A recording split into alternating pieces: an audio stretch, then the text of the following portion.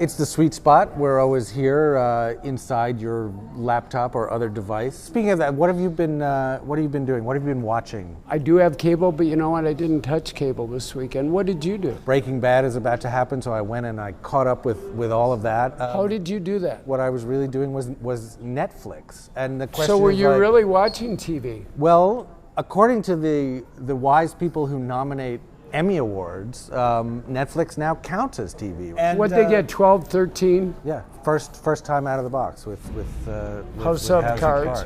Things are about to move very quickly. And they've also had 4 seasons of Arrested Development, Orange is the New Black. And that horrible horror series Hemlock Grove.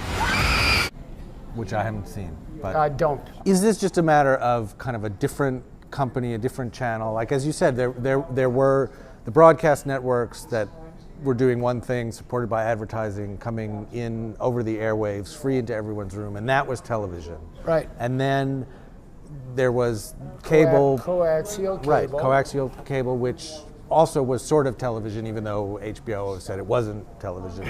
And now there's this other thing which is coming in through the internet. I mean, keep in mind with Netflix. Netflix was the largest user of the U.S. Postal Service. Right. And then in a matter of months later, was the largest user of downloads on the internet. I cover a lot of media companies. You never see a pivot like that. And it was an amazing thing to watch. And now they moved into programming, and at least 3 out of their 4 shows were pretty good. Okay, so Netflix made some big shows that were good shows, that were popular shows, that had a lot of money and prestige behind them. What's the big deal? I mean, why? Well, a couple of things are going on. One is, Netflix used to be a movie service with crappy TV attached. Now it's got good TV and pretty crappy movies, I would say, right? Yeah. So they made it across that divide because the traditional media companies didn't want to keep giving them great movies. But most important of all, to have something drop all at the same time, all over the world, in the traditional media business, here's a little window, oh, you can see it here first, right. And then we're going to go to, no, it all drops at the very same time.